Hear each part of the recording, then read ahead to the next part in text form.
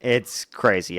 From what I've heard from Dean so far, it's absolutely insane. If you don't know who Emily Wilson is nuts. Absolutely fucking crazy. So, I've heard Dean cooks very much in this. Like, he does very, very well. But she holds absurd views. Like, really, really crazy and absurd views. So, we'll see how it goes. Let's get it started. Here we go. Welcome to Face Off, where two people debate four claims. One clock, no interruptions.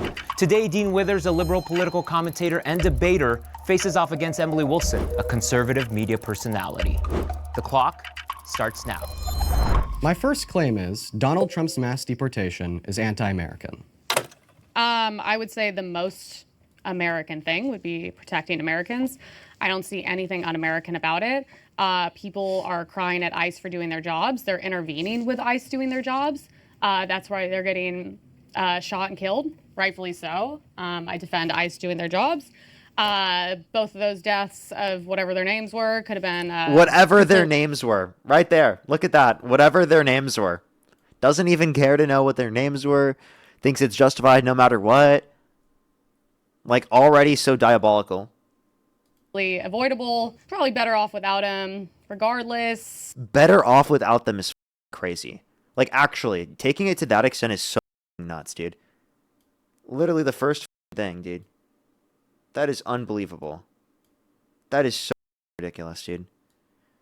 Alrighty, this is going to be a horrible video. And, yeah, I mean, Obama was like, 3.1 mass deportation? Donald Trump are not doing well. Probably like 890. I mean, Biden was up there, like 1.1, something like that. So it's just the hypocrisy of it all. It's like, if some people are against it, some people are for it. I want every single illegal out of the country. Every single one at any cost. And then other than that, I just think it's... What? At any cost. Okay, if you died to be able to get rid of out of every undocumented immigrant in the country, would you support it, Emily?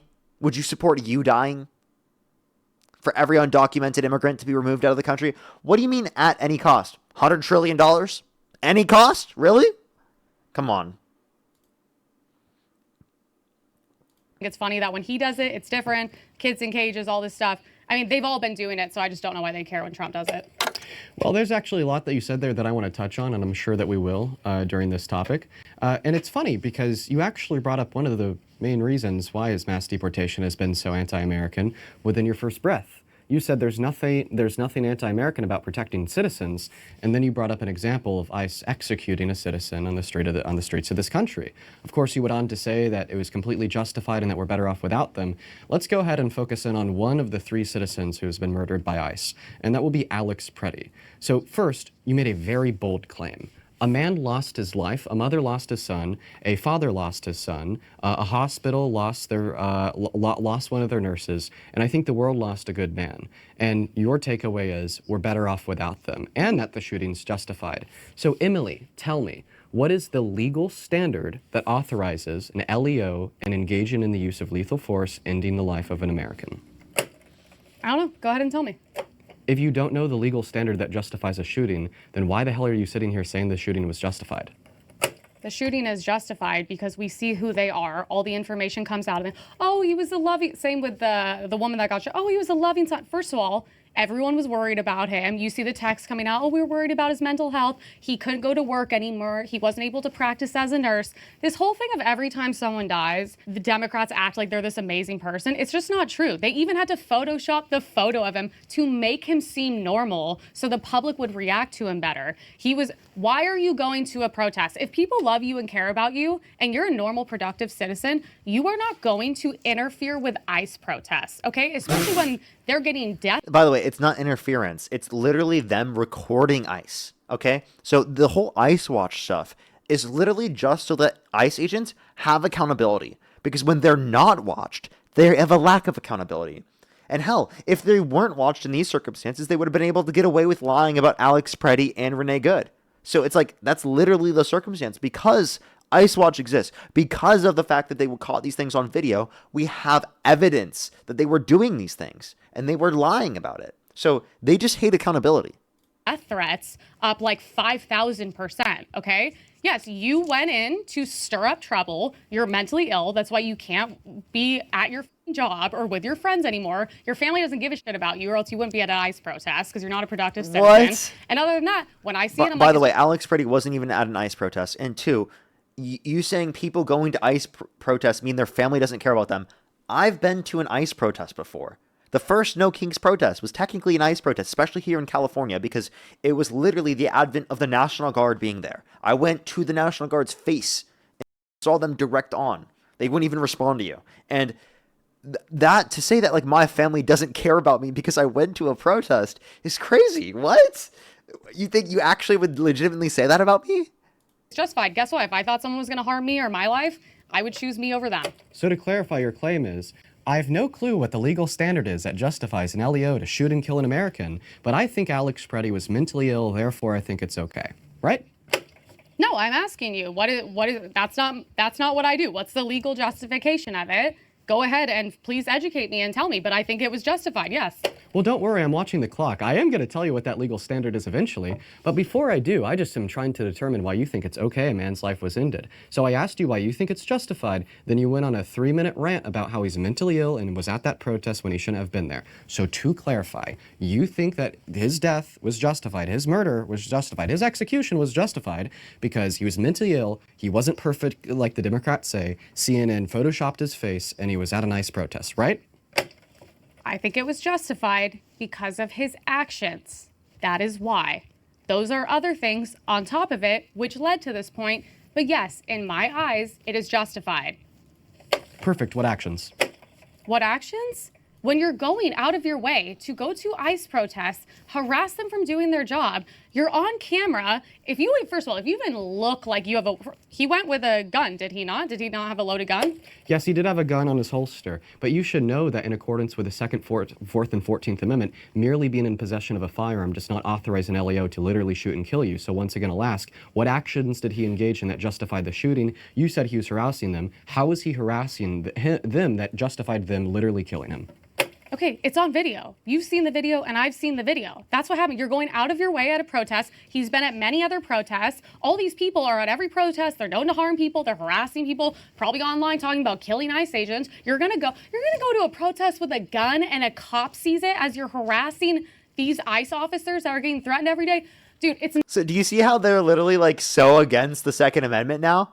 So they're against not only the Second Amendment, but the First Amendment as well. Like, seriously, they're mad that she's mad that they're protesting, and she's also mad that they're carrying a gun and says, if you're carrying a gun, you're going to be deemed as a threat insofar as they're going to be justified in shooting you. Are you serious? That is the most ridiculous thing ever, because then you essentially don't have a Second Amendment. If you can't conceal carry a gun without being shot by an LEO, then I definitely don't think that you have the right to carry said firearm. That's obvious. not even a Republican thing, a Democrat thing. It is a common sense thing. It is a common sense thing. Yeah, a common sense thing to be against Emily Wilson. That's what it is. I would never, CCWs, I understand. I would never bring a gun to any Trump rally, anti-Trump. Oh, would she say the same thing about Kyle Rittenhouse? I wonder what her position is on that. Dean, please ask her about Kyle Rittenhouse. Please, Dean. That is just not, it's just not a smart thing to do. That's why you end up dead. Okay, condemn Kyle Rittenhouse. Yes! Kyle Rittenhouse? Yes! Dean, let's go! I don't, what? Condemn him? Okay, I condemn him. I don't know. He brought an AR-15 to a protest, remember? Yeah, that's insane. I think that's insane. What? Dude, Republicans are now against Kyle Rittenhouse. Look how quick things have changed. Look at that, chat. Look at that. That's ridiculous, bro. I'm not supporting Kyle Rittenhouse. I think that's... So you think that the cops would have been justified in shooting Kyle dead? Maybe. I don't know.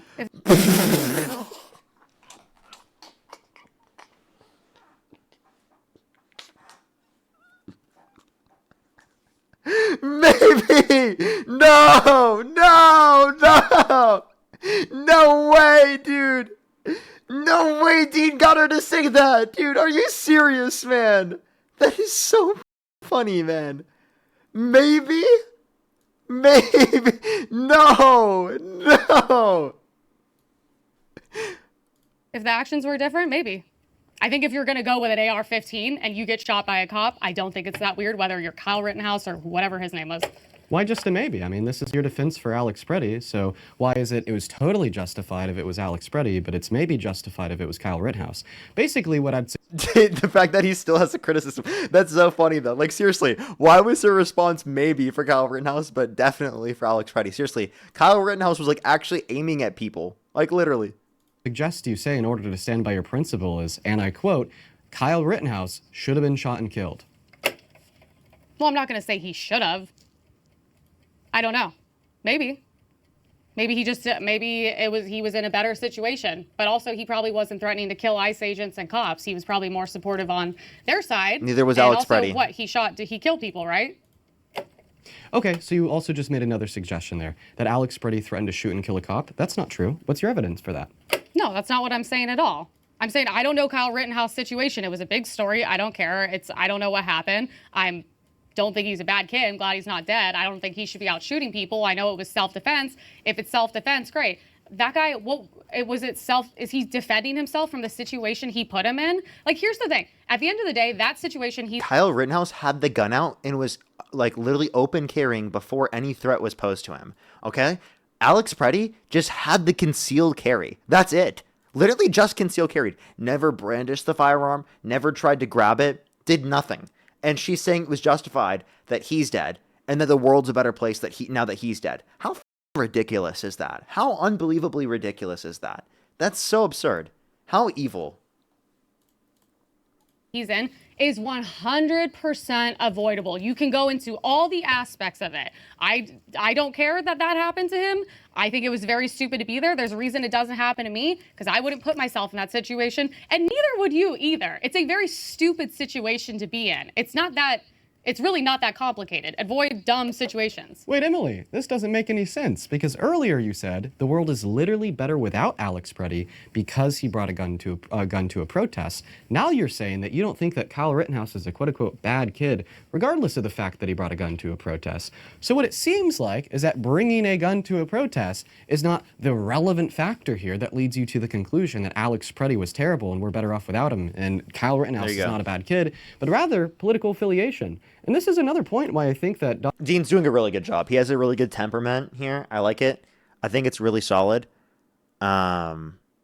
Donald Trump's mass deportation is so anti-American because it's led Americans like you to think that the murder of your American brothers and sisters roaming free in the streets of this country is somehow justified simply because they disagree with you. And going back to ICE, why is it that you tell us you think every quote-unquote illegal should be deported because they broke a law and committed a federal misdemeanor, completely victimless, by the way, but then when an ICE agent literally murders somebody, you don't care and you disregard it, then you come up with some quasi-justification for it when you self-admittedly do not know the legal standard that would make that shooting justified. Even going back to that legal standard, which I'll share with you now, you cannot kill somebody for merely being in possession of a firearm as an LEO because, as I previously suggested, the 2nd, 4th, and 14th Amendment, as well as previous SCOTUS case law like Connor v. Graham, which ruled that there has to be an objective reasonableness to an imminent threat upon the life of anybody within the immediate vicinity of somebody that LEOs are going to shoot and kill, and merely being in possession of a firearm isn't one. Even the NRA says this. 2 days after Alex Preddy got murdered, a U.S. attorney... A lot of people want it bigger. Yeah, I got you. I just didn't have it bigger because I was posting YouTube videos. Give me one quick second. Let me make it large. From California posted on Twitter that this is totally justified because, well, Alex Preddy brought a gun. The NRA responded by saying that rhetoric is dangerous and wrong. So in other words, the NRA, who you likely have a membership for, says that your rhetoric is dangerous and wrong when you suggest that he could be shot and killed for merely being in possession of a firearm. I don't have a membership to the NRA. Thank you, though. No, I think situation and context matters, and that's the whole point of this. It's not a left versus right thing. Is if you are someone who is no longer working at your job, your family's worried about you, you're clearly brainwashed by the media, you're mentally ill, you're violent, you're going out there and harassing ICE agents, and you're getting these situations. I don't know how he was harassing ICE agents. Like, what is the argument for that? That seems to be absurd to me. Like that seems ridiculous.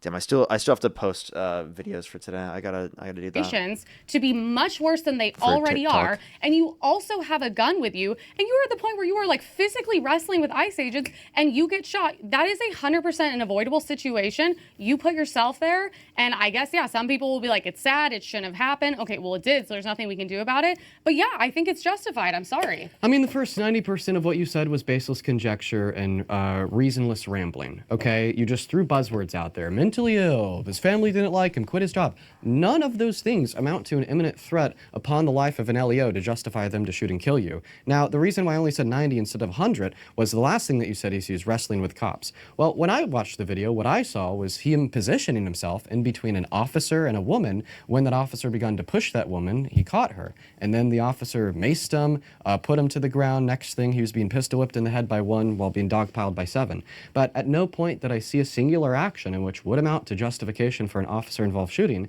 because even if he was obstructing, mere obstruction does not tell an LEO they could kill you. And even if he was resisting, mere resisting, or even resisting while being in possession of a loaded firearm, also doesn't amount to justification for an LEO to kill you. But I'd say from my perspective that he didn't do either of those two things, and the reason why we saw him wrestle to the ground wasn't because of his own doing, but rather because of the lawless actions of these masked ICE thugs.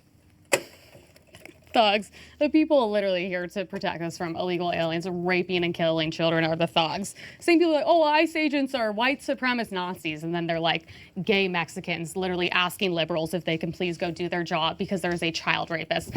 Those things are not irrelevant. They do matter. If you are at the point where politics has made you so mentally ill that you are clearly a danger to yourself and others, probably like him and the Let's go back. gay Mexican. Either of those two things, and the reason why we saw him wrestle to the ground wasn't because of his own doing, but rather because of the lawless actions of these masked ICE thugs. Thugs. The people literally here to protect us from illegal aliens raping and killing children are the thugs. Same people are like, oh, 5% of those detained by ICE have actually committed a violent crime. On documents that immigrants are multiple times less likely to commit violent crime, drug crime, property crime in the country compared to naturally born U.S. citizens. And if she wants them to stop people from, assaulting people and to stop violent sex offenders, maybe she should start with the President of the United States. Yeah, ICE are actively acting like thugs when they're violating people's constitutionally protected rights, due process rights, literally detaining U.S. citizens just for their accents, detaining U.S. citizens based upon their race. Yeah, that's acting like thugs, is engaging in abuses of power like that. ICE agents are white supremacist Nazis, and then they're like gay Mexicans literally asking liberals if they can please go do their job because there is a child rapist. Those things are not irrelevant. They do matter. If you are at the What? point where politics has made you so mentally ill that you are clearly a danger to yourself and others, probably like him and the other woman, as her whatever lesbian wife is telling her to go run over ICE agents, instead of being at home taking care of Wait, nowhere did her wife specifically say that you should run over the agents. Nowhere. Nowhere did she say that. That is just a completely made up lie. their children, then yeah, that actually does matter. Mental health matters in these situations because a mentally healthy When have Republicans ever said that mental health matters? Republicans constantly advocate to defund mental health services in this country and act like mental health is not a problem to address. person would not be in that situation. They would know the danger. They would know that's not a smart thing to do. They probably would be at home with their family or at their job. And I'm like, those things do matter. A normal person does not put themselves in that situation. They did not just run up to them and shoot them. Obviously, we've both seen the videos. We clearly have different takes on the videos and takeaways from it. But in general, I'm like, that's what happens when you put yourself in very stupid, avoidable situations. And it's very sad. Happens all the time. If anybody's mentally ill because of politics here, it's you. So if put yourself in avoidable circumstances. So by the way, would she claim that about Trump? Would she say that Trump, right, because he was going on the campaign trail without bulletproof glass around him, that means that that would be applicable to him? Because, I mean, that's putting yourself at a significantly greater risk. I would say a greater risk than doing whatever Alex Preddy was doing, than doing whatever Renee Good was doing.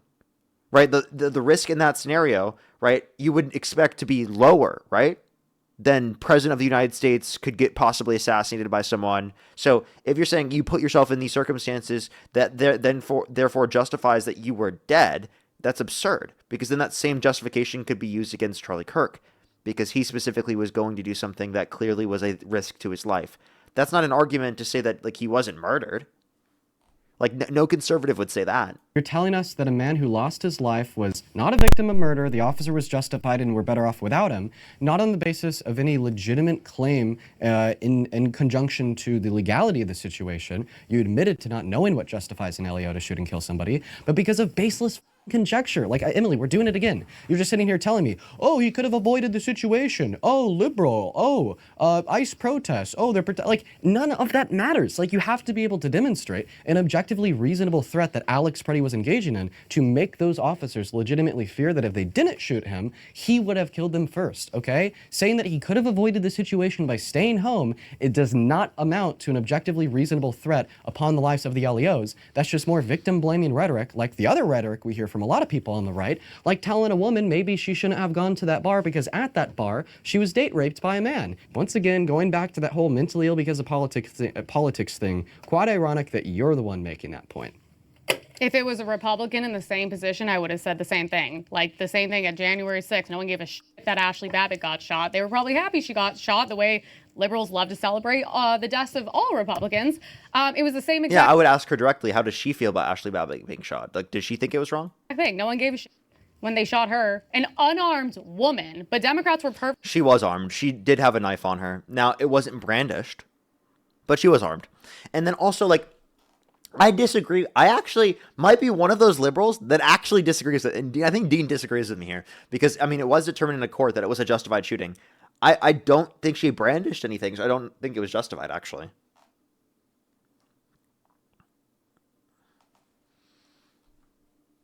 That she shouldn't have been there. She was breaking the law. And that's what you're telling me. I'm mentally ill because I don't give a shit because he was a loser and his life didn't really have much meaning, and it sure as doesn't matter to me. Wow. That's gross. That's not the cute, like, political. That is so gross to say that someone's life didn't have meaning because they disagree with you politically, and then these are the same people that will try to lecture us about how we're causing violent rhetoric in the country, or how we're evil, or how we're making things worse off for people in general or something. Are you serious? Like, politically correct take, but that is a common sense take, okay? Sorry, No, it's not. He's not a productive citizen. He's not curing cancer. He's not going to be the next Elon Musk. Are you doing that? And also, next Elon Musk. Why is Elon Musk the standard? That's so cringe. But genuinely, what the are you doing any of those things? Could we say that about you, Emily? Like, genuinely. I don't care. I don't have to care about people I don't know. But this whole thing of like, oh, you're making it So people shouldn't care about you. political. No, if my Republican friend was in that situation and brought a gun and was wrestling agents and got shot, I'd be like, you are a idiot. You have a little time left, so I just got to ask you a quick question. So just to clarify, you think that a nurse at a veterans hospital who helped save the lives of those that were willing to lose their lives for us in war, protecting our Constitution, our inalienable natural-born rights, is a fucking loser doing nothing productive for society, right? Yeah, just because you're a nurse does not mean you're a productive member of society, because that would... What? Are you serious? You don't think nurses are productive members of society? How crazy of a take is that? Go up to a nurse and say that. Go to a hospital. See what a nurse does on a daily basis and tell me that same stupid that just came out of your mouth. That is the most ridiculous, crazy, insane take I've ever heard. What do you mean just because you're a nurse and help people every day doesn't mean that you're productive? What are you talking about? That is one of the most productive possible things you could ever bring up.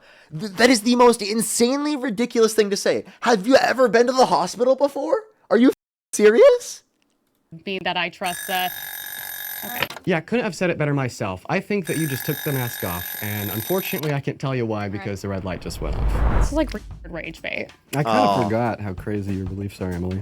They're literally, it's just what everyone who has common sense thinks, but they don't have the balls to say out loud. Because you have to do the politically correct bullshit of acting like we care. My first face-off claim is Democrats are the biggest threat to children in this country. So clearly the first thing I'm going to do is I'm going to ask you for your argument insofar as why you think Democrats are the biggest threat to children in this country. But I want you to keep in mind the hurdles that you have to overcome, most predominantly the fact that the GOP... Bro, I don't mean to go over the same thing I just went over, but I'm sorry. I'm just like sitting on the fact that how crazy it is to say that about nurses. Like, especially after the pandemic.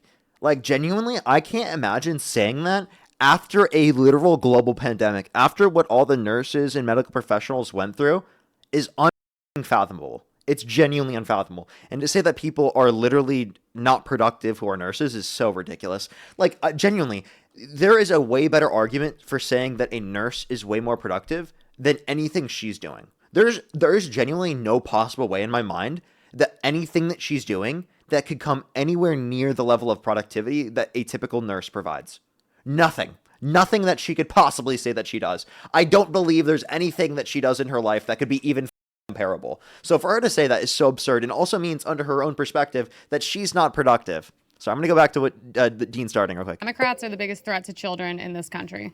She says that while supporting a civilly held liable sexual abuser that bragged about walking into the changing rooms of naked women while they're changing without their consent, where two 18-year-olds came out, so there were 4 girls as young as 15 years old in these changing rooms, where he literally said he would date a 10-year-old girl in 10 years. This guy literally was credibly accused by a minor in the Epstein files, who got a settlement with the Epstein estate, and she thinks that, again, Democrats are the ones that are less safe for children. Are you kidding me? So clearly the first thing I'm going to do is I'm going to ask you for your argument insofar as why you think Democrats are the biggest threat to children in this country. But I want you to keep in mind the hurdles that you have to overcome, most predominantly the fact that the GOP, not the Democrats, are championing an adjudicated rapist as president, somebody who's also boasted about the sexual exploitation of women and girls by barging into their dressing rooms and looking at their naked bodies, on top of the cover-up we see downstream of Donald Trump's administration and the federal government of the co-conspirators, predators, and child rapists inside of the Epstein files. So once again, why do you think Democrats are the biggest threat to children in this country? Okay, first of all, the whole rapist claim is so insane to me. How many people... I feel like Dean should clip that first part that he just did, like where he responded, because she said that, and then he responds with that, and should make that a clip. ...have been sued for calling him a rapist? That's not true. They were not sued for calling him a rapist because E. Jean Carroll called him a rapist. Donald Trump appealed that, and Donald Trump lost the appeal, and the judge said that Donald Trump in fact raped E. Jean Carroll based upon a colloquial usage of the term. The only reason it was considered sexual abuse under the context of the law and not rape under the context of the law, specifically at that time in civil law, is because of the civil law at that particular time that has since changed in terms of the definition of rape. He's not a rapist, or else he would have been charged, and I assume he would have been in jail for that. So throwing that out is not a good way to go about it. You know better than that. I'm sure you understand laws a lot better than I do. That's not my strong field. Not a convicted rape. You think so? You think that's not your strong field? You think that's not your strong suit? Yeah, there's a lot of things that you've been talking about right now that are definitely not your strong suit. Let's just be very clear with that one. Yes. Okay. I would not support him if he was a convicted rapist, nor would other Republicans. The comments of law.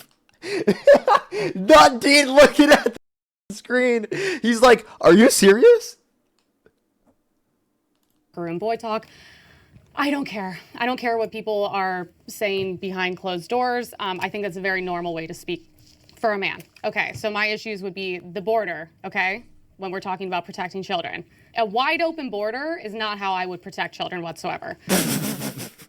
Yeah, everyone, because we all know under the Biden administration, there were absolutely 0 deportations, which, by the way, she earlier in this video said there were deportations under the Biden administration. So she, by the way, acknowledges that there were deportations under the Biden administration while simultaneously, like, saying the border was wide open.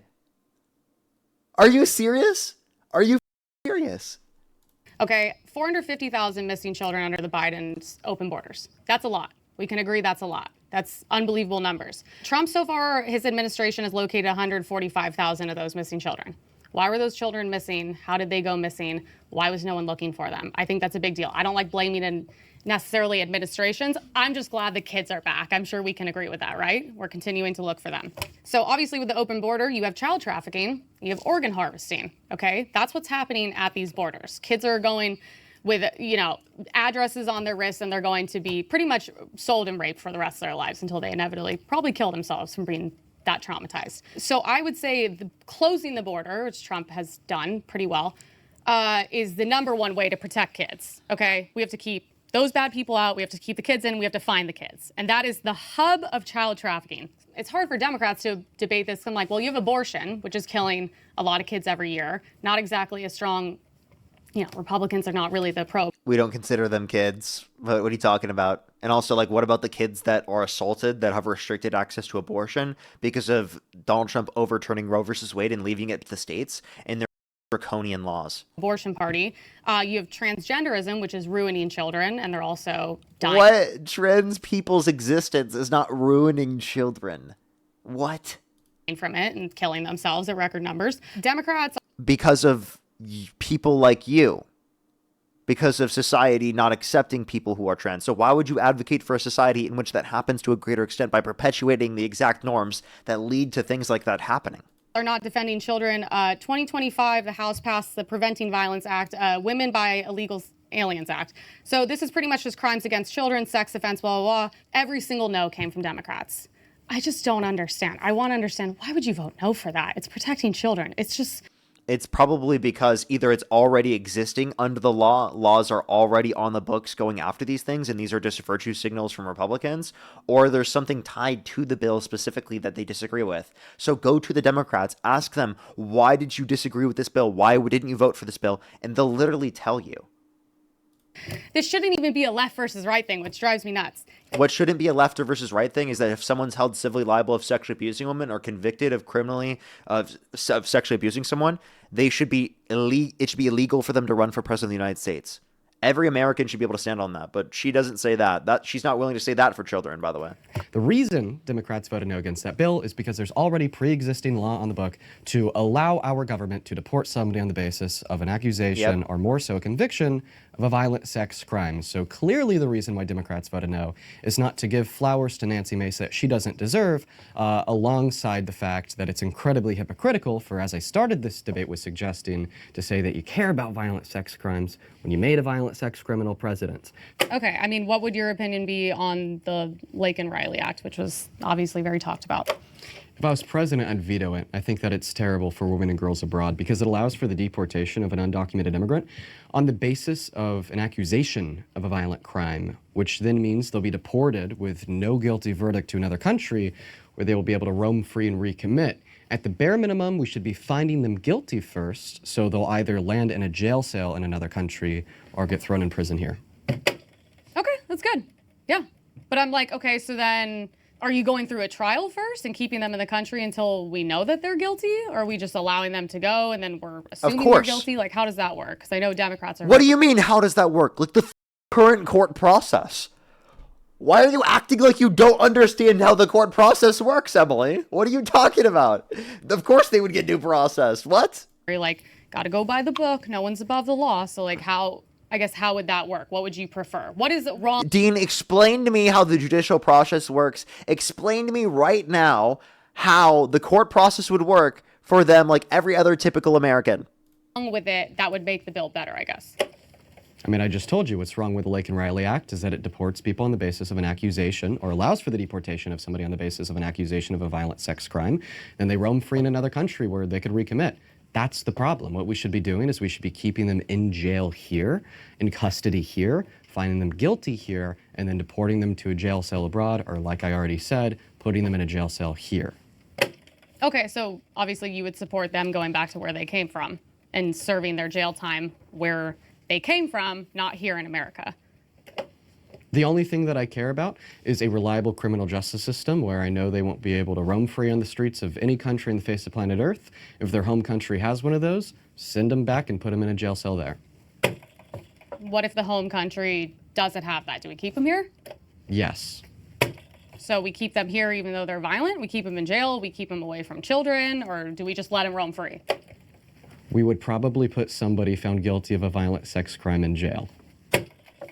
We tend not. Probably. I like how Dean had to say probably because our current president has been held civilly liable of sexual abuse and she doesn't advocate to put them specifically in prison. Not to. That's my issue. We have, I cover it on my show. 4 times a week, there's usually a black male with a rap sheet of 45 pages that's committed, he's attacked women, he's assaulted women, he's attempted to rape women, potentially child porn in the past, and then we see he goes and lights a woman on fire because these DAs that are always Democrats under people like George Soros tend to just let them go over and over and over. And I'm like, would you agree we need to keep them in prison? I don't think you should. Okay, I don't know why she specifically has to mention like a particular black person, right? Like I think she had to mention that for some weird reason. Secondly, Democrats are not fighting for people who commit horrible atrocities like this to be led onto the streets. No one's advocating for that. You're quite literally advocating for a person who's committed these particular types of actions to be president of the United States.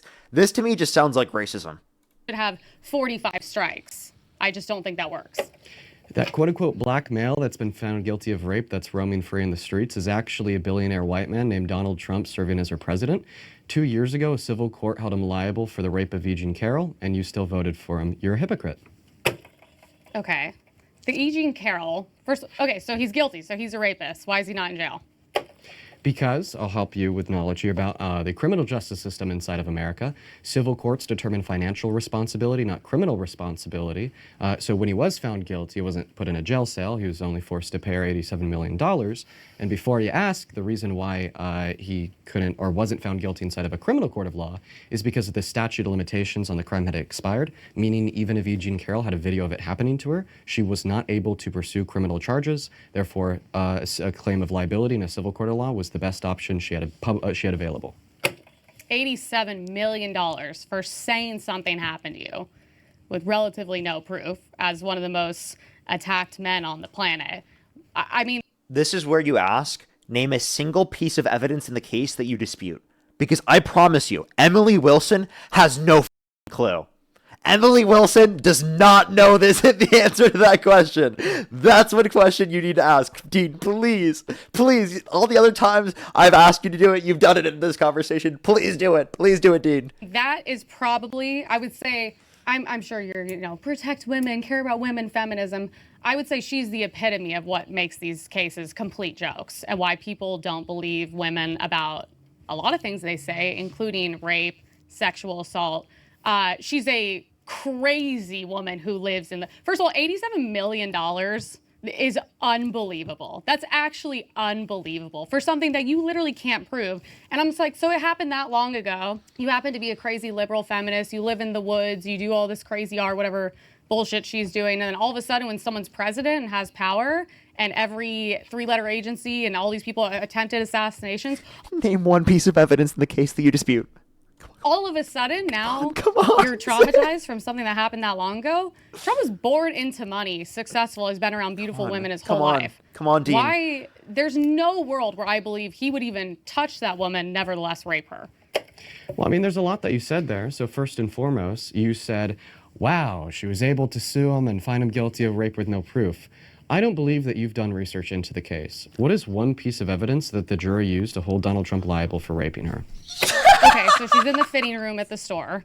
She claims that all this has happened. It's like that's just not even realistic. None of this has happened. How come she didn't come by 30, 20 plus years ago? Are there tapes of this? Are there evidence? You also have everyone around who's willing to lie for her. You have a justice system who completely wants to put this guy in jail because they can't attempt to assassinate him. There's not women who are actually raped by predators on the street who have real results can go and get a rape kit.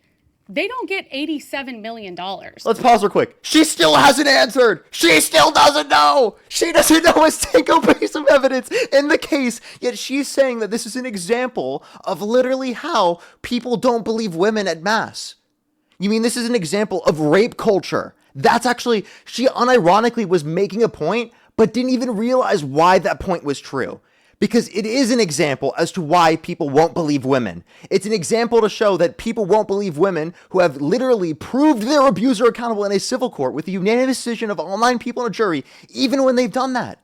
They won't believe them even when they've shown that level of evidence. So actually, that's going to be the thing that you're going to take from this, if anything. And, W. Dean right there for taking the exact damn point that I wanted him to run. That was amazing.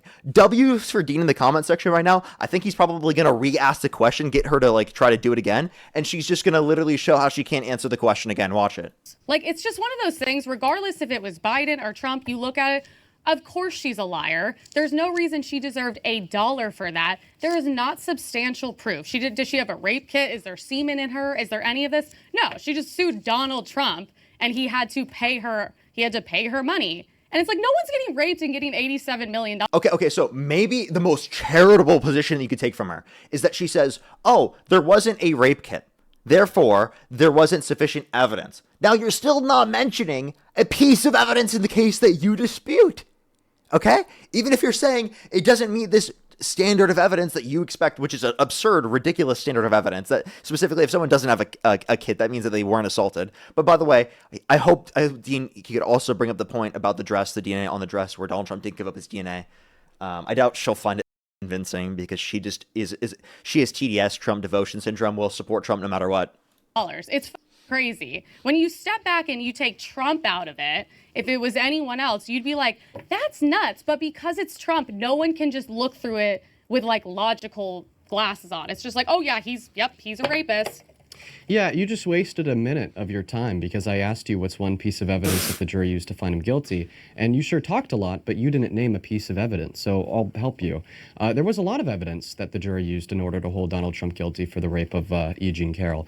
Most predominantly, you had her own testimony alongside the testimony of 7 of her friends. You had therapist notes from the 90s indicating that she was raped by Donald Trump. You had a dress that she submitted to the court claiming it had Trump's DNA in it from the day that he raped her, and in response, they tested it, found male DNA, asked Trump for his DNA, and he said no, no, no, no, no, until the discovery period was over. That's something a guilty man would do.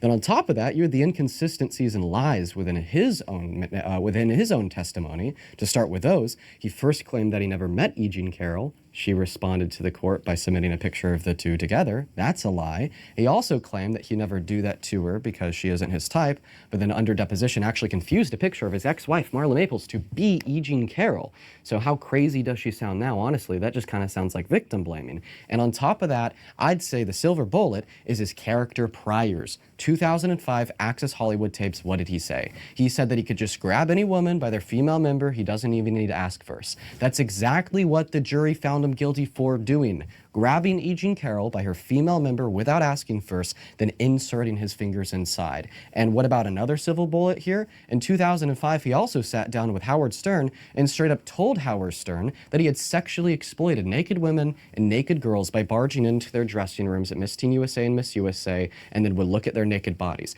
That's something a rapist would do, so I don't understand why you are toeing the line doing everything. You know what? I love that in this setup, you just get to go on and they have to sit through it all. They have to sit through you disputing absolutely everything. You know what? I think this is probably the best format because if you genuinely think about it, like they get to yap and do all the crazy shit and whatnot, but you get to dismantle all of it and you get the time to do it. I kind of like that. I mean, I like being able to directly get them to respond. I really do like that. But I feel like being able to speak without interruption is very, very important, and he just gets to dispute everything. He's just going through it all right now. Everything you can to defend that rapist. I'm not defending him. I don't believe the evidence. I think it's completely insane. I don't believe her. She's out of her mind. I don't believe anyone who is trying to take down the president on that level would be honest with something that happened that long ago. I have limited time here. Your time is up. You can't speak. In your last breath, you straight up told me that you don't believe her, you don't believe the evidence after not responding to any of the pieces of evidence that I told you. It seems like you were brainwashed into this worldview where you were willing to ignore reality. They let Dean have his phone? Bro, wow, what? By the way, they didn't even let me write down notes when I did mine. I couldn't even write notes down. I couldn't even use my notepad to write down notes. They let Dean have his phone, bro. That's crazy, bro. Believe the lies and discount the testimony of a survivor. And that makes sense because that's what the totality of the GOP is doing right now with the survivors from the Epstein files. Pam Bondi wouldn't even look at them. I'm going to use the rest of my time to play you the clip of Donald Trump admitting to sexual exploitation. Oh, it's because he's doing this. Oh my God, yo. And I expect at no point in the future of this debate will you acknowledge it, address it, or talk about it at all, because just like with E. Jean Carroll and the fact that she was raped, you're going to sweep it under the rug too. She was, well, was there fingers in her or she's raped? Those are... You can't talk. It's my time to talk. Well, I feel like that's a good clarification if you're going to call someone a rapist. You interrupted me there. You said, was it fingers in her or was she raped? That is rape. I would say that the definition of rape would include the penetration of a woman's female member with any part of a man's body, but most definitely his fingers. Here's a clip of Donald Trump admitting to sexual exploitation. Also say, as the owner of the pageant, it's your obligation to do that. So you have done that. Now, I'll tell you the funniest is that I'll go backstage before a show. Yes. And everyone's getting dressed and ready and everything else. And, no men are anywhere. And I'm allowed to go in because I'm the owner of the pageant, and therefore I'm inspecting it. I'm inspecting. Right, I want to make sure that you're like a everything doctor. is good. You're there. Yeah, the dress. Is everyone okay? They're standing there with no clothes. Is everybody okay? And you see these incredible-looking women. And so I sort of get away with things like that. So I just want to get it clear. You're telling me that this man, and you're laughing, this man that admitted to abusing his position of power as the owner of these beauty pageants to barge into the women and girls dressing room, where he then abused their position of vulnerability because they feel vulnerable enough to take their clothes off to change, to then look at them naked is acceptable, and you in fact even find it funny just like he did. You could be right about everything in the world. Doesn't even matter. Never even going to move a needle. Literally, everyone's going to watch. She says that as Dean has like the largest social media presence of like a person in our generation and has like influenced the world to such a high extent. Like, that is the most ridiculous thing to say to Dean. Like, actually, because Dean has seen in his real time how his particular individual actions have been able to influence so many people. Like, it's actually ridiculous. Watch this, they're going to agree with you and me and just go on with their life. Like, you're never going to make a difference. You'd be surprised the stories that I've heard about the difference that I made. Like what? Would you save someone's life? Yeah, actually. Okay, you're not saving anyone's life, No. bro. You're so unironic. narcissistic. It's a real story. That's not narcissistic. That's My not next narcissistic. face-off claim is What? Donald. How is it narcissistic to acknowledge that like genuinely like there are like situations, right? And obviously those things are important. Which, by the way, Dean said this not knowing that they would add this as a part of the episode. Just letting everyone know. Like, this is not something Dean even expected to be in the episode. That was actually in between the conversations. Trump wishes he could be a dictator. Okay, I mean, he has a lot of power right now, leader of the free world. So why is he not doing it? Why, when people are going and attempting to assassinate him, rioting on the streets, why is he not banning people, kicking them out of the country? I don't know. Why isn't he more of a dictator? Yeah, let's just clarify. She wishes that Donald Trump was a dictator. That's her claim. She wishes right now that he would be a dictator. I feel like he has the power. He should. Well, it's funny that you make that point because I'd actually argue. She literally just said that he should be a dictator. She wants a king. Let's just play that back for everyone real quick. She's just straight up saying it. Trump wishes he could be a dictator. Okay, I mean, he has a lot of power right now, leader of the free world. So why is he not doing it? Why, when people are going and attempting to assassinate him, rioting on the streets, why is he not banning people, kicking them out of the country? I don't know. Why isn't he more of a dictator? I feel like he has the power. He should. Well, it's funny that you make that point because I'd actually. And by the way, when she says he should, that's quite literally what she's arguing. Isn't that insane? Isn't that insane? He should. It's not like she's just describing that like he wants that. She is straight up justifying that she wants him to be a dictator. Sorry, I knew about this because Dean told me about this, that she did this. And I knew this going into it. I knew she was going to argue this. And I was like, when I saw that was the title, I was like, I knew that was what she was going to argue. That's when she claims that she was okay with it. We're going to watch the whole thing. She's probably going to keep going on to that point. Argue that he has tried to position himself above the law, above the Constitution, above Congress even. And I think that there's a great argument that I could give you to demonstrate how that's the case. So in the last year and a couple months, that's how long he's been president, I believe that he's infringed upon Article 1 of the Constitution, Article 2 of the Constitution, then Amendment 1, 2, 5, 4, 10, 14, and 22. And we could go through that now, because if that's all true, then I think you'll kind of see some credibility in my claim about how he wants to position himself as a dictator above laws, above the Constitution, above Congress, yada, yada, yada. So let's start with the amendments that he's infringed on. I think that he served as a threat to the First Amendment when he suggested that it's now illegal to criticize him in the media. I think that he suggested a threat to the Second Amendment when he told his Department of Justice to try to find any way to ban any and all gun ownership for all law-abiding trans-American citizens. The NRA agreed with me, by the way. I think that he's infringed on the the Fourth Amendment when he gave an order to ICE to arrest people without any judicial warrants. That is blatantly illegal. Courts have ordered and ruled as such. Same thing with his illegal deportation of like 300 Venezuelan immigrants to Sica in El Salvador with no due process. Judge ruled that was illegal. Donald Trump said, I don't care. I think that he's infringed on the 10th Amendment via illegally deploying the National Guard in Illinois. SCOTUS actually gave their opinion on the subject matter. They said it was unconstitutional. He's definitely infringed on the 14th Amendment. He did that day one with Executive Order number 14160, where he tried to take birthright citizenship away from the children born to undocumented immigrants on American soil. They've had that since 1868. There's no way she's going to respond to all of this. Like, no shot at all. Ratification of the 14th. He can't do that. Same thing with the 22nd Amendment. He's just kind of served a threat to that via the resuggestion that he wants to run for a third term.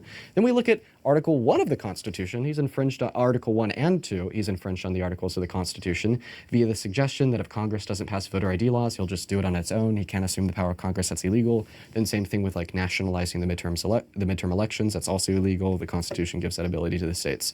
And this is just kind of scratching the surface, but clearly I don't want to overwhelm you with too much information. I know that you don't really know too much about the law or the Constitution, so let's start there. Okay. Jesus, go back to the first one. So you just want me to pick something?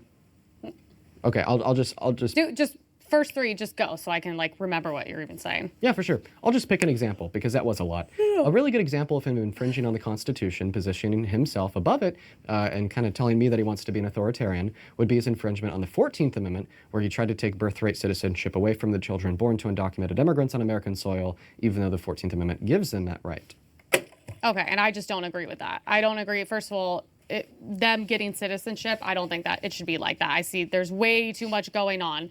You have illegals coming here, they're having kids, and then they're getting citizenship. We have an overwhelming amount of like, Jesus, you can call them baby making houses in Orange County, where it's literally just a bunch of Chinese women in a house, and they're just pregnant, and they're giving citizenship to their kids.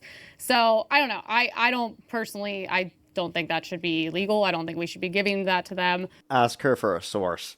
Of course, Democrats are not going to agree with that. I just think it's interesting, though, because, first of all, I know when he's talking about the third term, he's joking. And I know it's like, you're like, he's president, he can't joke like that. That's fine. Not even going to get into that. I would say, what about the Biden administration, pressuring like Mark Zuckerberg and Facebook and all this stuff to either like suppress information, taking Trump down from Twitter and all these things? Like, would you say that that was too far, or do you think that's justified? So I don't mind talking about the Biden-Harris administration with you and having a conversation about potential executive overreach there. I just want to ensure productive linear conversation, which would include going point by point. But I hope that we have enough time to go over that because I'd love to before the clock ends. Now, to respond to your first comments about the 14th Amendment, I don't expect you to think that the children born to undocumented immigrants should be birthright citizens, okay? Emily, you're a crazy radical conservative. Look back at the debate that we've had. It would be a needle in a haystack and such a surprise for you to tell me otherwise, that you do think they should have birthright citizenship.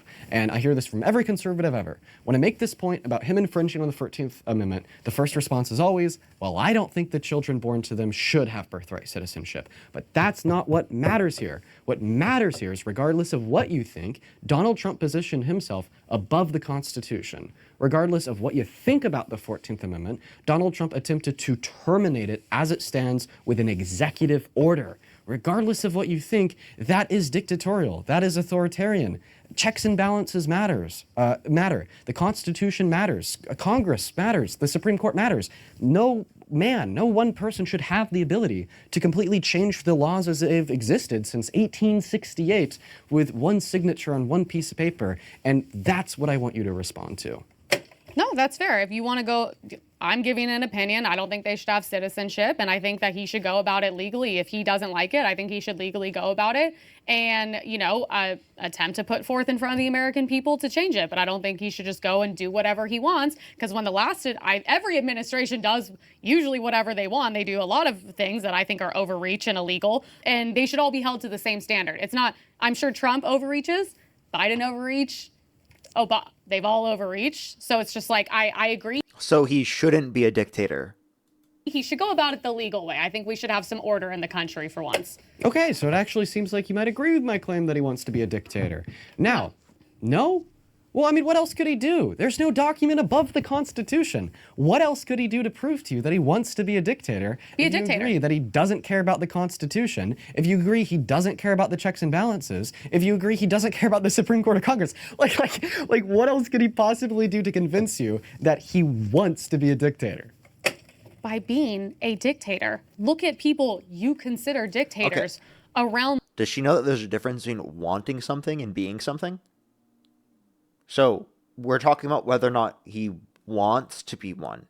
So if the way that you determine whether or not he wants to be one is whether or not he's been one, that doesn't make any sense, because you could do something and not want it. And also, you can want something and not have done it yet. The world. Why doesn't he just behave like that then? Why doesn't he just throw out the book and be like, all right, Like, she wants to win this debate, but she's not. all these people protesting, throw them in jail. Freedom of speech, gone. Not allowed to criticize me. Shut down every other station that's not, I don't know, Fox and Newsmax. Maybe he likes them, right? Put political opponents in jail. Go, the assassination attempts on his life, or, it's like, look who's just, testifying in front of Epstein file. Like, why doesn't he just go be a dictator if he's capable of it? I mean, the thing is, the United States is like, you are the The leader. thing is, he's not, because there are checks and balances. So the point Dean's making is that he's actively trying to do these things, but he's being limited by our system from doing them. Leader of the free world. You have a lot of power.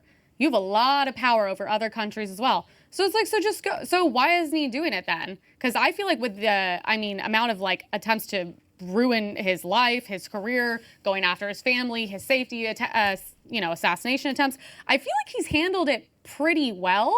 He doesn't seem too bitter or upset about it. So I'm like, why doesn't he just go do it? Like, who would you like him to be more like? And who do you consider a real dictator? And is he like them? Okay, yeah, let me respond to everything that you said. So I think that you made a really good point, and you don't even know it. You said he's capable of it. I don't think that he is fully capable of it, and in fact, I think that's why he's not a full-blown dictator, mask-off authoritarian. Because we do have checks and balances. We do have a body of people that sit on the Capitol building all day that could strike him down and talk to members of his administration. We do have judges that rule a lot of the things that he does as illegal, and sometimes those orders will stick. The administration will get checked. You and I just never hear about it because of Steve Bannon's tactic of flooding the zone and doing something new whenever they lose. But my point is even though we have these checks and balances, even though we have Congress, even though we have the courts, okay, he is still pushing the limits to a level never seen before in this country's history, all right? Starting in 2020 with his fake elector scheme of installing fake votes for himself in Congress to rig and steal the election. Only reason why that didn't work is because of Mike Pence. He wouldn't have been a dictator. Oh, he loves the people too on that day, by the way. Pardon the 174 people that try to kill cops. Moving on to all the constitutional infringements that he's made in the last year that I told you, definitely indicative of authoritarianism. Saying that he wants to, I don't know, nationalize the midterm elections. That doesn't ring a bell for you, like maybe a little bit authoritarian? And every day he does something new to demonstrate to you, me, and the rest of the world that that is what he wants, and he would like a dictatorship, and he wouldn't like any checks and balances, because if he were to respect the checks and balances, then why do I have so much ammunition, so many talking points, and so many facts that I'm sharing with you right now to demonstrate otherwise? If he likes the Constitution, why the hell did he call for its termination? If he likes elections, why the hell did he try to prevent one in 2020? If he likes Congress, why did he say that he could federalize elections and take that power away from states and pass laws without them? If he likes courts, then why the hell... It's so ridiculous, the amount of arguments that is against the position, and they still hold to it. Like, like, just taking it into consideration for a second, like, how many fucking points you can go through that you wouldn't even typically be able to do for, like, any typical candidate. You know what I mean? Like, so these arguments are fucking unhinged to have to defend Did he from try a Trump to supporter's ignore perspective. the court's order that ruled some of his deportations as illegal? And if he likes the Supreme Court and their rulings on the Constitution, then why the hell doesn't he respect their previous rulings on the nature of the 14th Amendment when he attempted to argue that it didn't apply to the children born to undocumented immigrants? The obvious answer to all these questions is, well, clearly, he doesn't like the checks and balances. And if he doesn't like the checks and balances, then my claim that he wants to be a dictator is true. He doesn't have much time left, correct? So why doesn't he just go do all these things? That's what I don't understand. If he wants to do it, this is the only time left. He has power to do all these things. And as a Republican who voted for him, I think he's been really weak across the board with a lot of these things. We voted to close the border, mass deportations. I don't want wars. I don't want money going to other countries. I mean, when he's going to attempt it, it's going to be near the elections. I want every single illegal out. I want harsher crimes for bad people, murderers, rapists, and all these things in this country. And, you know, we would like to get mortgage rates down and make the country better and more affordable for people. And he's not delivering on a lot of those. And I can admit that. You know what I mean? You should be criticizing the person you elected, which I don't really see on the other side.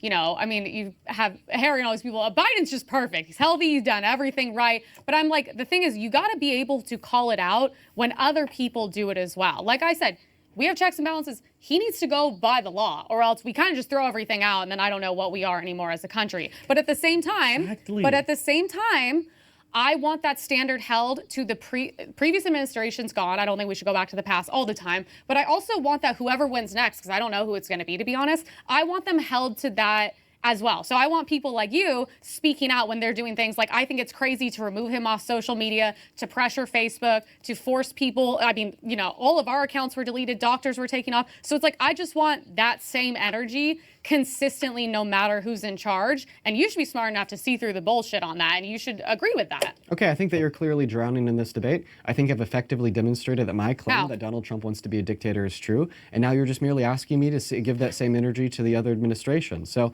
if you want me to have a conversation with you about Biden, go ahead and concede that Trump wants to be a dictator, and I'll happily talk to you about Biden. But literally last time I asked you to do this, the same question, you said, "Nuh-uh, I don't think that Trump wants to be a dictator, or else you'd be doing all these things." I demonstrate to you how he is doing all these things. That every other administration's so on and done. so forth. So he's doing things that every other administration's done. The same way you guys are crying about mass deportations, he has some of the lowest numbers. You're crying about, oh, I don't like the way they did it. That's the way they were doing it. Obama's building the cages. They're doing all these things. But when Trump does anything, it's completely different. No one was upset when Obama was dropping bombs on people and he was doing all the same things when we were going into war. Bro, we literally no are. one on the left says anything about all that. But when Trump does it, it's completely different. And it does matter when you remove a sitting president off social media, when you go and pressure the biggest companies to silence people, to remove conservatives, the same way TikTok bans. I don't know, but I don't know. I see people on the left constantly disagree with warmongering attitudes on the left. I see a lot more pressure, pushback when we're talking about people on the left doing it than people on the right. I don't even think it's close.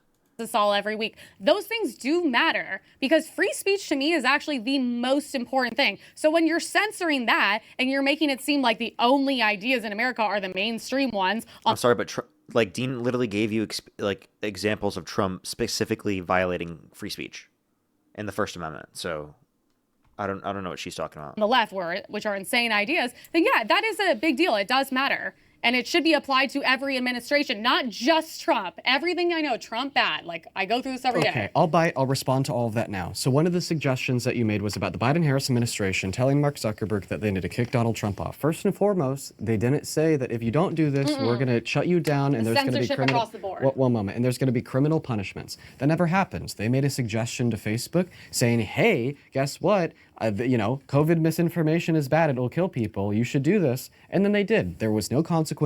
There was nothing bad that was going to happen to Mark Zuckerberg if they didn't.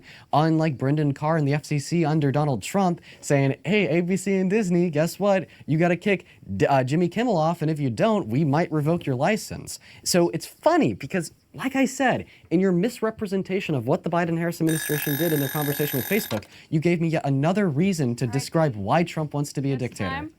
So there's no consequences from suppressing data, doctors, all that, things that would have changed the outcome of people's lives and the country, the economy, things worldwide. There was none of that matters. They just simply pressured him a little and that was it. Removing doctors, Republicans, the sitting president, all these things just doesn't matter to you. It's just crazy. This is the argument with every Democrat is anytime Trump does anything, he's Hitler, it's bad, it's evil, but then everything Democrats did, somehow, well, with them, it's legal, it's totally acceptable.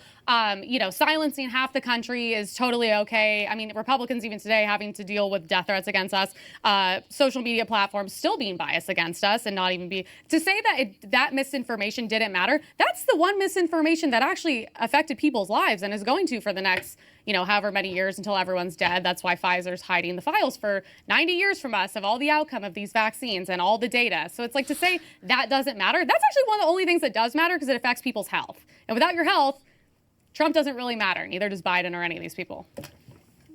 I'm out of time to respond, so I can't. I'll be responding to that on my personal YouTube channel.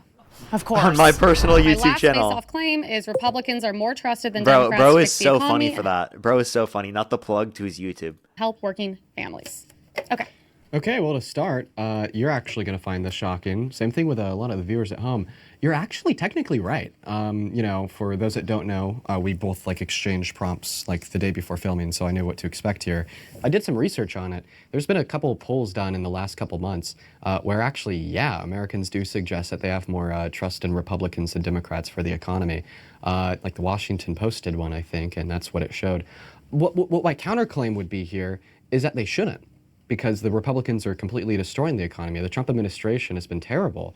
Last year, we saw the worst jobs report since 2003 if we ignore the 2008 recession caused by the Trump administration. We saw the most manufacturing bankruptcies since 2008 as well because of the Trump administration. Every single month in 2025 under Trump, after Liberation Day, the imposition of all those tariffs, we saw less and less manufacturing jobs because of the Trump administration. We see a stagnation in the increase of real median wages starting under Trump, which was not true during the last 2 years of the Biden-Harris administration because of Trump. We see a declining amount of real fixed private business investment into American manufacturers, and we have seen that every single financial quarter under Donald Trump's second administration after a boom in investment under Biden. I mean, everything around us seems to be getting worse. The odds of a recession are climbing high. Markets are terrible. Consumer confidence is at a 15 or 20-year low, and no clue why the polls are indicating that Americans have more faith in Republicans than Democrats.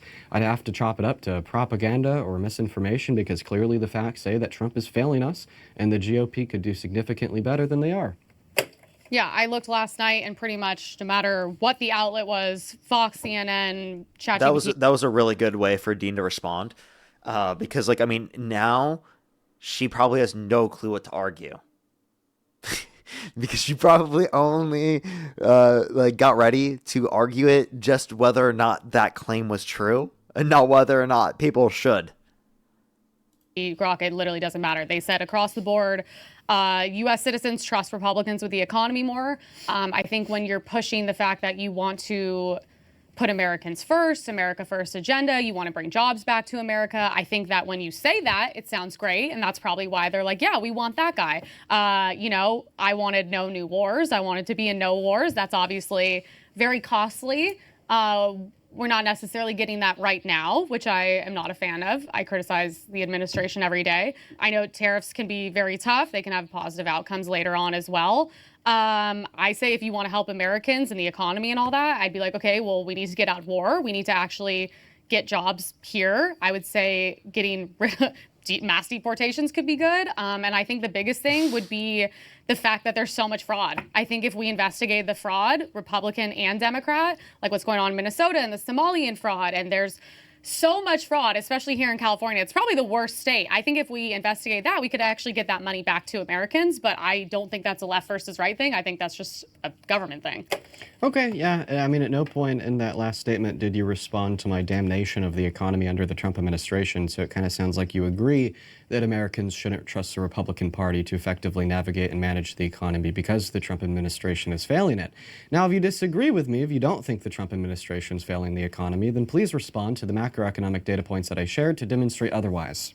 Okay, but here's my issue. You have Democrats in charge for however long. Like, let's say California, for example. It's been 16 years or whatever. And then Gavin Newsom every day is blaming Trump for every single thing. And I'm confused because you said everything was going well under the Biden administration. Me personally, with what I do for a living, I don't get hit the way a normal person gets hit. Car insurance is high, health insurance is high, everything costs money, everything goes up and up and up, rent is insane, mortgage rate, all these things, okay?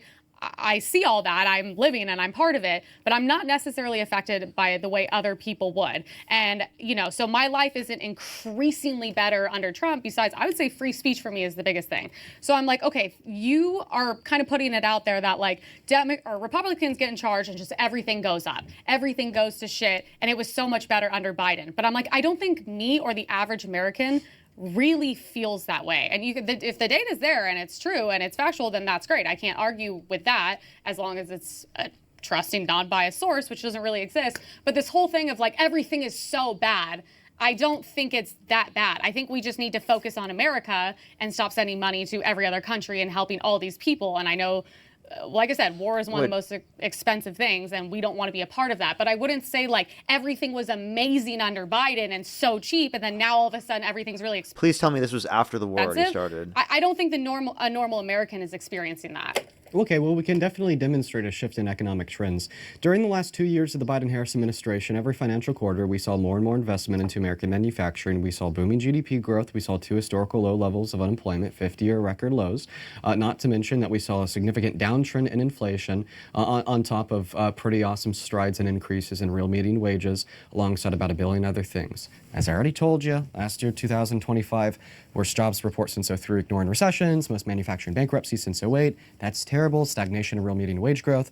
The last year in 2025, the first quarter, we actually had negative GDP growth, only developed country in the world to have that negative GDP growth, on top of, like I said, about 1 billion terrible other things as well, ranging from a sudden decrease in inflation, but simultaneously, in consideration of all these other factors of a declining economy, like bad GDP growth, bad jobs report, bankruptcies, seems to indicate an environment that could actually transpire and create a recession. So this was probably prior to the war in terms of it being filmed, because now you could say practically every metric of the economy is worse off, including inflation. Because inflation was 2.4% prior, but since the war is likely at 4.2% according to the OECD. So it sounds like in response to all that data that I shared with you, your argument was, I don't feel that way? I mean, facts don't care about your feelings. Do you have a counter argument better than I feel like you're wrong, Dean? No, I'm not even saying you're wrong. I'm saying that you pretending like under the Biden administration, everything was amazing. And now under Trump, it's not. That's just not true. And let's also talk about why things are so bad, which we're going to probably be feeling for the next 50 years. Democrats shut down our country, and people are forgetting that people lost everything because of that. The city. She's forgetting that literally that happened under Trump's administration. I'll speak for California and Los Angeles in general. Ever since the pandemic, which obviously now we know every single thing was a lie, and they just destroyed the country for no reason. Businesses cannot keep afloat here. They just simply can't. Restaurants are gone. Businesses are gone because we have Democrats running the city. Crime is up. People just stopped reporting crime because there's no point, because there's not enough cops and they don't come. So now they say the crime's down. But I'm like, we're forgetting the biggest thing, which really is COVID. That took a hit on our country that we are. She just like makes up conspiracies and just like makes up random bull. And you just have to like respond to such like random stupid claims. Oh my God. We're not. How is that funny? That we're not gonna. What, people losing everything is hilarious? No, not at all. People losing their businesses, their mental health, killing themselves, turning to alcohol, turning to drugs, losing their job, losing their platforms, free speech, doctors losing they can't practice medicine anymore because they said there might be side effects. I mean, that is going to affect our country for, probably 50 years. I don't know if we're going to recover from that. And also most people that are We're not going to recover from that. They're ridiculous. Okay, so obviously, like, the point that we need to make is that what you're not understanding is that people's lives were disenfranchised by long COVID. People's lives were disenfranchised by COVID. People died en masse. And we were reducing the likelihood of these things happening by engaging in certain types of limitations on how everything was working. Plus, in a time in which we didn't know how everything completely operated. So those were precautionary mechanisms. If you can say, oh, we found out that lockdowns weren't as effective as what they as what we would have thought prior to, maybe there's a point to say there. But what's not being understood there is that a lot of the understandings here are things that we just simply didn't know. Okay, so we can claim that, but that's not something that we could have known at that time. This was unprecedented in the last 100 years. And this happened under Trump's administration. So this is Republicans and Democrats, things that happened across the board. So of course, in hindsight, you could say that, yeah, the lockdowns probably didn't make as much sense given the certain types of virus conditions that existed. But we didn't know that at the time. We didn't know how that would operate. And it could have clearly got worse, right? And also, it was incredibly global. And Trump acted on everything very slowly. He didn't act very quick based upon those conditions. So Democrats also had to respond to that. Everything since then. Businesses cannot stay alive here. It's just, nothing's been the same, and it's really bad. And I think people care about that, and it's not something to joke about. Okay, so what I was laughing at is your very sour attempt to look all the way back to the pandemic to somehow justify and or explain how the Democrats are responsible for the shift in macroeconomic trends that we saw start on January 21st, 2025 with Trump's second administration. And it is extra ironic because you actually would blame a lot of the negative economic outcomes downstream of the pandemic that were true under the Biden-Harris administration on Biden and Harris, even though they weren't caused by them, they're caused by the pandemic and they were global trends. And your argument there was, well, Biden's president, this is all his fault. But somehow you have found a way to reach back into the beginning of Biden's presidency years ago to explain why Donald Trump, the current president, is not responsible for the economic trends that we see today. So that's what I was laughing at. Also, spare me the fake outrage. You responded to that by saying, what's funny, Dean? People are dying. Moments after, in the last topic that we debated, okay, saying that this VA nurse deserved to get murdered by 12 shots in the back by a lawless thug. So spare me the fake outrage. You don't care.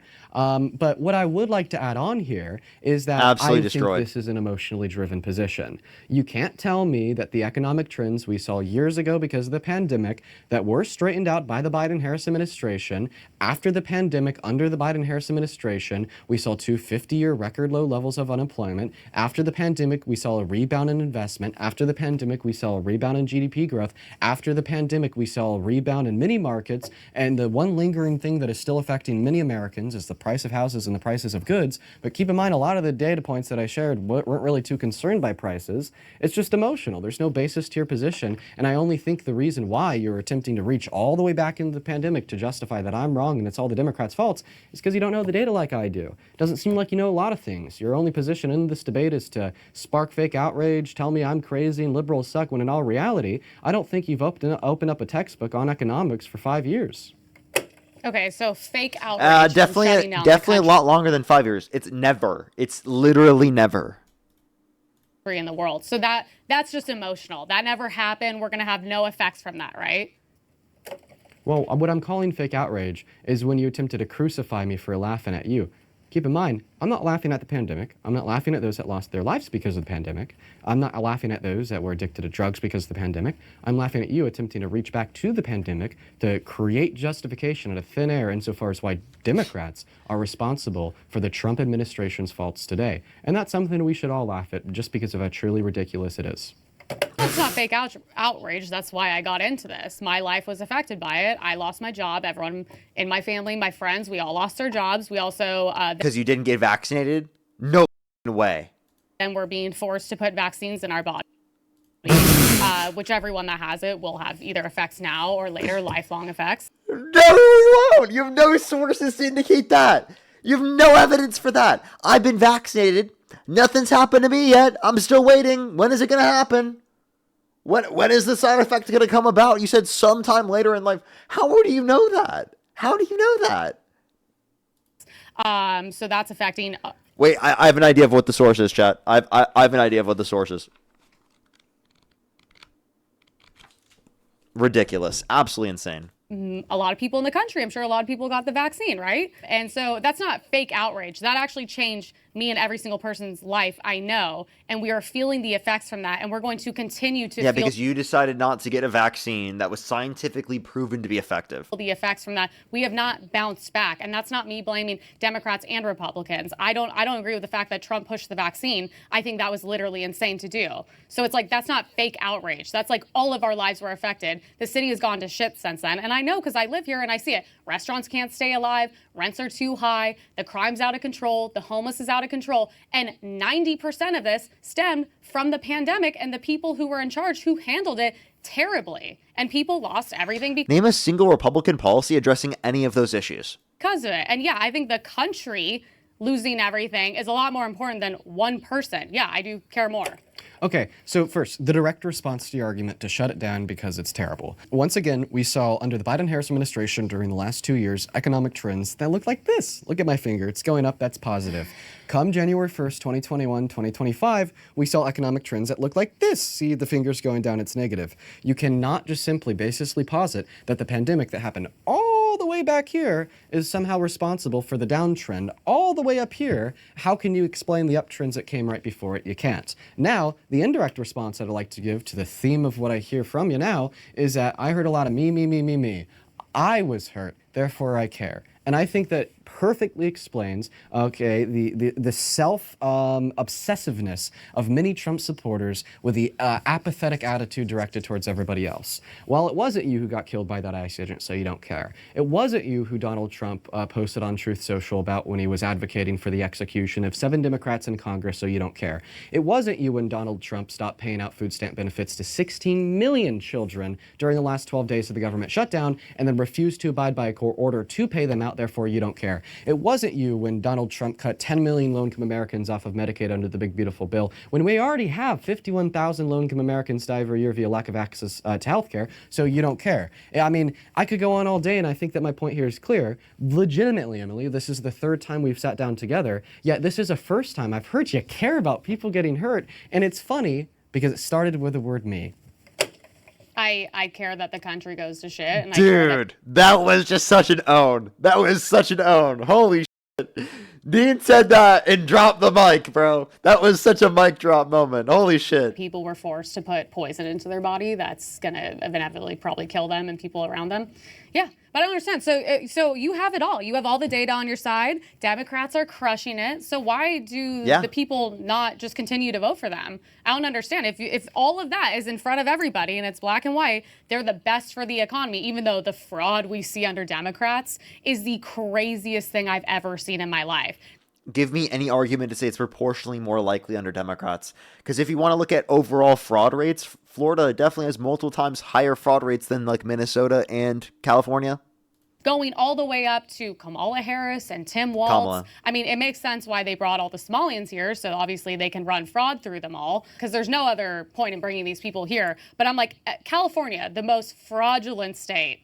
The amount of money we have and we piss away. And guess what? Every week in the news, what is it? A new person who's a Democrat. Oh, they actually bought a bunch. We signed off on $4 trillion more debt-related spending under the Trump administration comparative to the Biden administration. So, like, spare me, like, with this whole, oh my gosh, we're just, like, throwing away money. When literally under the Trump administration, we're literally going to war with Iran and doing trillions of dollars of debt-related spending, right? Mansions. They're in charge of the homeless money. Their city council. They bought new mansions, new cars. The fraud is the issue. And I know it happens on both sides, of course, because the difference is in California, you have LA, which is just becoming a third world shithole. And then you have an hour away in Orange County, which is run by Republicans. And somehow, you know, we're 45 minutes away from each other and it's pristine there. It's perfect. And I'm like, why is that? How are we going to fix any problems? It is not perfect in Orange County. What the are you talking about, Emily Wilson? You think it's perfect in Orange County? Are you serious? Please, bro. Come on. That is the most ridiculous statement I've ever heard. Again, by the way, she won't be able to mention a single area that is a red city that is actually legitimately good. By the way, she's just comparing downtown LA to areas that are further outside of LA. There are plenty more liberal areas further outside of downtown LA that she would deem as way better than downtown LA. Is this bad? Because Democrats go in to clearly rape Americans and take their money because nothing's getting done. Nothing's getting done. It's never been worse here. We rank #1 for everything bad. Why? Because Gavin Newsom's been in charge for how long? We have Karen Bass who just let 2 cities burn down, and nothing gets better. But if all okay, come on. All these talking points. That was such a ridiculous point. What do you mean she just let 2 cities burn? What the does that mean? That was the most ridiculous thing ever. What do you mean let it burn? Let them. Trump literally tried to defund money to going to California's wildfires. Like, I hope that she knows that. Everything benefit you and Democrats on your side. And so life should be good under Democrats. Then how come people don't just vote for Democrats, even Republicans? Why is that? Well, it's actually funny that you asked that question. How come people don't vote for Democrats? We've already started to see the blue wave begin. A Democrat won the mayoral race in Miami, Florida for the first time in 20 to 30 years, as well as many other elections that I'd love to share with you about the upcoming midterms. But I gotta stop. Okay, well, in California, we've seen a red wave. The top 2 people running for governor of California are both Republicans. Why is that? Because all the money we pay in taxes doesn't fix the streets. Homeless has never been worse. Everything is unaffordable. Crime is insane. Police don't come. We don't even have enough police to come either way. And 2 cities burned to the ground. What are they focused on? Finding those people to clean up their own houses that have burned down. Everyone's leaving. They're trying to do millionaires aren't paying enough tax. Now we're going to do the billionaire tax. So what are we having here? A red wave. A red wave because they have done nothing but fail us here. Wow. Unbelievable. Just overall ridiculous, dude. Like, it's just the most insanely bat crazy takes that you've ever fucking heard. Like, genuinely insane. I just don't understand. I don't understand how someone could actually just believe that. That was a good overall video. I think that Dean did a great job. I think he did a good job overall. Emily Wilson's crazy. Dean did a fantastic job. I'm really happy with his performance. I'm super happy with, like, I literally was like, please ask this question. And then he asked the question, was like so amazing. That was really, really good.